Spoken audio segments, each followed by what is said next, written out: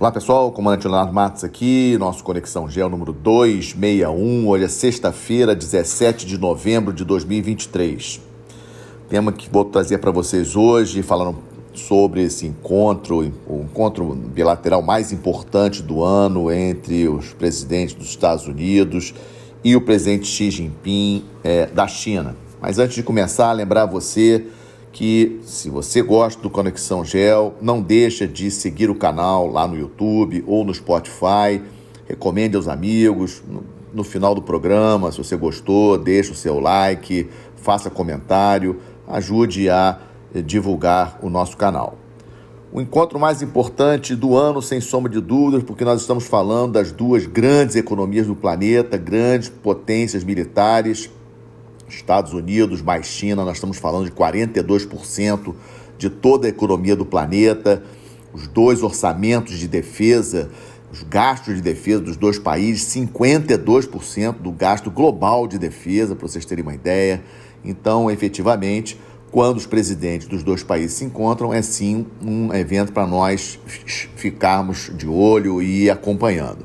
O encontro aconteceu na cidade de São Francisco, nos Estados Unidos, por cerca de 4 horas na quarta-feira, e dos tópicos que nós temos de maneira oficial, que foram falados no encontro, eu destaco para vocês a questão de meio ambiente, questão de fornecimento, de fabricação do fentanil, que é um opioide muito forte e que está sendo contrabandeado para os Estados Unidos e sendo produzido na China. O presidente Xi Jinping prometeu ajudar o combate nesse contrabando de fentanil da China para chegar nos Estados Unidos.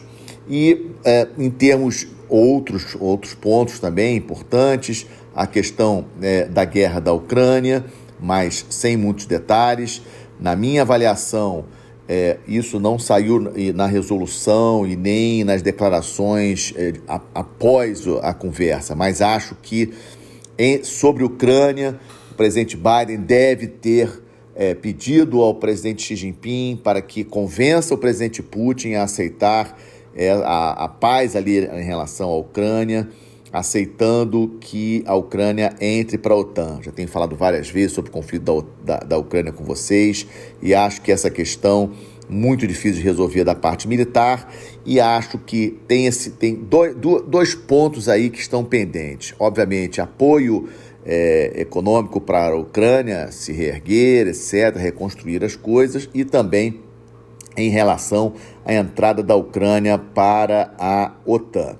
Em relação ao conflito entre Israel e Hamas, o presidente Biden falou com o presidente Xi Jinping para que converse com o Irã, no sentido de o Irã não intervir no conflito entre Israel e Hamas. Em relação a Taiwan, o presidente Biden reafirmou a posição dos Estados Unidos de reconhecer apenas uma China, mas aquele posicionamento um pouco dúbio, né, em relação a caso a China resolva invadir Taiwan, se os Estados Unidos vão defender militarmente Taiwan. Os Estados Unidos ele fornece armas para que Taiwan se defenda contra qualquer ataque da China. Mas não é claro no posicionamento dos Estados Unidos se, caso a China invada Taiwan, se os Estados Unidos vão se interpor ou vão atacar a China. E um ponto importante, o Xi Jinping afirmou para o presidente Biden que não tem nenhuma previsão de invadir militarmente a ilha, mas que Taiwan é parte da China. Então esse é um ponto importante. Outra questão também discutida, a comunicação entre os militares dos dois países. Os dois líderes reafirmaram que essa comunicação vai ser retomada. Foi um ano bastante difícil nesse sentido, muitos problemas de interferências de aviões dos dois lados, aviões americanos sobrevoando ali Mar do Sul da China e avião chinês se aproximando perigosamente. E essa questão da comunicação entre os militares de mais alta patente é importante para, nesses casos assim de emergências, poderem se falar e chegar à conclusão que não é nada além daquilo que está sendo visto. E um ponto que acabou destoando desse encontro, o encontro de uma maneira geral tinha sido considerado positivo, afinal de contas, os dois grandes líderes se encontrando depois de um ano. A última vez tinha sido lá na Indonésia, em novembro do ano passado, com tantas crises acontecendo, conflitos, crises acontecendo no mundo, os dois líderes se encontrando num ambiente pacífico. Isso aconteceu, como falei, na quarta-feira, quando chegou ontem, quinta-feira, na coletiva de imprensa, uma repórter perguntou para o presidente Biden se ele ainda considerava o presidente Xi Jinping um ditador, já que ele tinha falado isso anteriormente.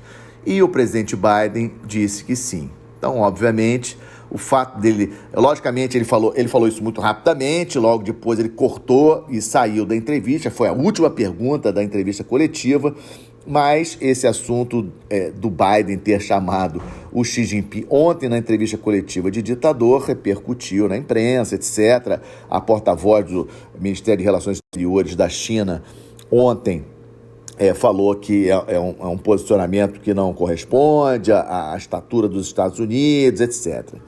Nem Biden, nem Xi Jinping querem grandes confusões no momento. Vamos lembrar que o presidente Biden está há um ano das eleições gerais nos Estados Unidos.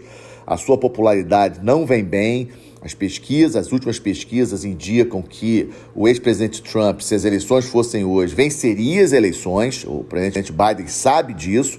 Então, ao mesmo tempo que ele não pode descartar a questão econômica, ou seja, ele não pode deixar de ter relações comerciais com a China, ele também não pode mostrar fraqueza em relação à China. Então, sem sombra de dúvidas, uma posição muito difícil para o Biden, né? Ele está vivendo dois grandes conflitos, o conflito na Ucrânia, o conflito lá entre Israel e Hamas. Sabe que a China é o seu grande opositor, mas com grande comércio bilateral entre Estados Unidos e China, e ele não pode, obviamente, mostrar fraqueza nesse momento. E, por outro lado, Xi Jinping também com problemas internos. A China não cresce como deveria crescer, como era esperado crescer. Teve aquele problema com o ministro de Relações Exteriores que foi defenestrado do Ministério das Relações Exteriores em julho. Agora ocorreu com o ministro da Defesa, já ocorreu também com empresários chineses. Ou seja, tem a questão demográfica, a China encolhendo em termos de população. Internamente, a China também tem problemas e nenhum dos dois, volta a insistir, nenhum dos dois líderes das duas grandes potências do planeta quer uma guerra entre os dois nesse momento. Segunda parte para vocês, a atualização do conflito entre Israel e Hamas. Destaco essa semana a primeira resolução que foi finalmente aprovada no Conselho de Segurança sobre o conflito. 12 votos a favor, 3 abstenções, inclusive a abstenção dos Estados Unidos. Aí vamos lembrar que os Estados Unidos, até o momento, tinha votado contra qualquer resolução e agora se absteve. Isso aconteceu quarta-feira ou seja, isso aí é uma indicação interessante que os Estados Unidos começa a reduzir o seu posicionamento, que era claramente favorável a Israel, pela pressão internacional. Vamos lembrar aquilo que eu já tenho falado. Nós estamos também... Israel está brigando contra os terroristas do Hamas, mas tem a questão da guerra informacional que Israel está perdendo. No último sábado, em Londres, no Reino Unido, 300 mil manifestantes nas ruas, celebrando a Palestina, querendo a criação do Estado da Palestina, etc., uma grande manifestação em Londres, e também manifestações em outras capitais de outros países seguem ocorrendo. Ou seja, na guerra informacional, essas cenas que nós estamos vendo todos os dias, da destruição na faixa de Gaza, morte de civis, morte de crianças, etc., isso tem impactado bastante. Mas essa resolução, ela é, sem sombra de dúvidas, positiva, uma resolução que foi proposta por Malta, a China liderando o Conselho de Segurança, presidindo o Conselho de Segurança neste mês de novembro, pedindo a urgente liberação dos reféns e, ao mesmo tempo, uma pausa humanitária. Na minha opinião, não vai sair nem uma coisa nem outra. O que me chama a atenção é o voto dos Estados Unidos, que se absteve. Não votou contra, ele se absteve. E isso aí já é uma indicação que os Estados Unidos pode estar já começando a querer segurar Israel nesses ataques. As forças israelenses continuam lá em Gaza, a parte norte da faixa de Gaza já está praticamente controlada por Israel e tudo indica que as forças israelenses vão agora começar digamos, invadir a parte sul da faixa de Gaza. Problema: aqueles milhares de palestinos que saíram da parte norte e foram para a parte sul. Então, devemos continuar a ver essas cenas de destruição, mortes, muita gente reclamando, e muita oposição, imprensa global, etc. Muita pressão sobre Israel e pressão nos Estados Unidos, que é o grande apoiador de Israel nesse conflito. Vamos seguir acompanhando, sem sombra de dúvidas, um tema bastante complicado.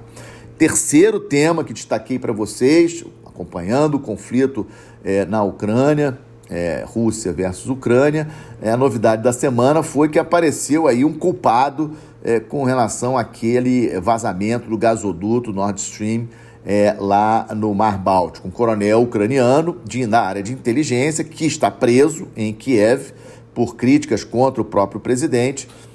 Reportagem que saiu no Washington Post no último final de semana, dizendo que esse coronel seria o responsável, junto com um grupo, pela sabotagem do gasoduto Nord Stream que liga a Rússia até a Alemanha. Mas não temos como provar, obviamente, a autoria, obviamente que esse coronel ele nega a autoria, mas acabou sendo aí no início da semana, especialmente, o fato mais relevante, digamos assim, do conflito entre Rússia e Ucrânia, que na parte dos combates, alguns avanços, pequenos avanços da Rússia ali na região de Donetsk, no leste ali da Ucrânia, mas nada significativo. Eu não acredito que nem Ucrânia e nem Rússia vão ter grandes ganhos, digamos assim, no terreno nesse conflito daqui para frente. Vai ser essa guerra aí de desgaste até os dois efetivamente sentarem na mesa de negociações e selarem aí pelo menos um cessar-fogo, como temos até hoje entre Coreia do Norte e Coreia do Sul, lá na Península Coreana. Não foi um acordo de paz, mas um cessar-fogo e uma linha divisória ali entre as forças russas e ucranianas com bastante tensão. Na parte do estamos de olho, eleições na Argentina, segundo turno, neste domingo, o candidato da direita, o Milei, e contra o Massa, né, que é o candidato da situação do governo argentino. Bastante equilíbrio entre os dois nas pesquisas de opinião. Vamos seguir acompanhando. A Argentina um parceiro importantíssimo do Brasil, terceiro maior parceiro comercial do Brasil e o maior parceiro do Brasil na parte industrial, ou seja, dos produtos industriais brasileiros.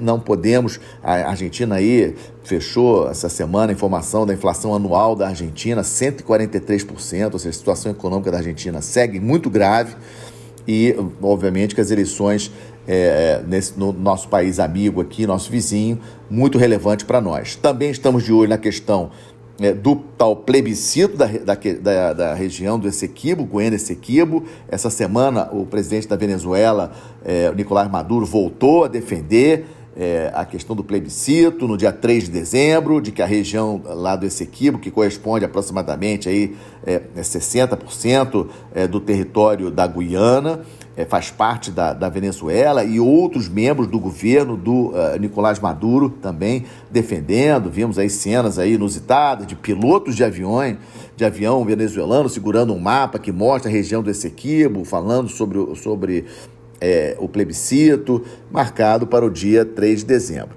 Na minha avaliação, sigo afirmando de que isso não passa de discurso do presidente Maduro.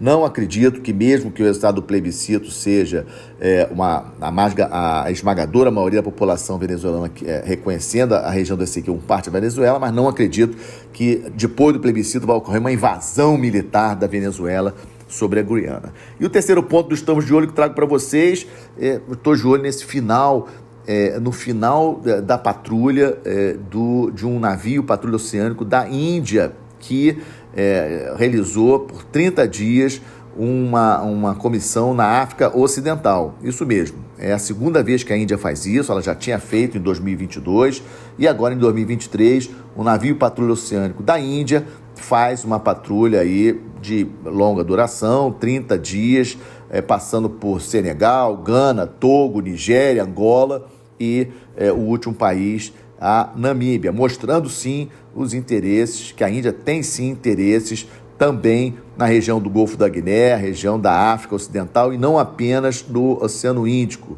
A Nigéria é um grande fornecedor de petróleo para a Índia, o terceiro maior importador de petróleo do mundo, Nigéria, o maior exportador de petróleo da África e o maior exportador africano para a Índia. Então também estamos de olho nessa operação da Marinha Indiana na África Ocidental. E fechando com a boa notícia de sempre, dessa vez falando de uma data importante, ontem, 16 de novembro, Dia da Amazônia Azul, uma data que surgiu a partir da ideia do então comandante da Marinha, Almirante Guimarães Carvalho, que em 2004 vislumbrou a necessidade de criarmos esse conceito político-estratégico do espaço marítimo onde o Brasil tem algum tipo de jurisdição, correspondendo hoje a 5,7 milhões de quilômetros quadrados, vejam bem, 5,7 milhões de quilômetros quadrados, mais da metade do espaço terrestre, do território terrestre do Brasil, corresponde ao espaço marítimo que o Brasil tem algum tipo de jurisdição. Para tal, precisamos sim de uma marinha compatível para defender os nossos interesses num espaço tão grande. Muitos ilícitos de toda a ordem, pesca ilegal, crimes transnacionais transportando aí entorpecentes e armamentos, etc., embarcações que chamamos aí de embarcações fantasmas, que não querem ser encontradas, que a Marinha tem muita dificuldade de acompanhar em função do tamanho do espaço marítimo brasileiro, da Amazônia Azul, e a Amazônia Azul aí com muitas riquezas, 95% do petróleo que produzimos vem do mar, mais de 80% do gás, tem a questão da pesca, tem a questão do comércio internacional, ou seja, mais de 90% do comércio brasileiro trafega pelo mar, ou seja, o espaço marítimo é muito importante. A escolha do dia 16 de novembro como Dia da Amazônia Azul foi escolhido porque corresponde ao dia que entrou em vigor a Convenção das Nações Unidas sobre o Direito do Mar. É bastante justo, bastante importante. Eu quis trazer para vocês essa lembrança do Dia da Amazônia Azul. Precisamos valorizar esse espaço enorme que o Brasil tem direito e precisa ser defendido. Um excelente final de semana a todos, uma boa semana, até a próxima sexta-feira. Muito obrigado.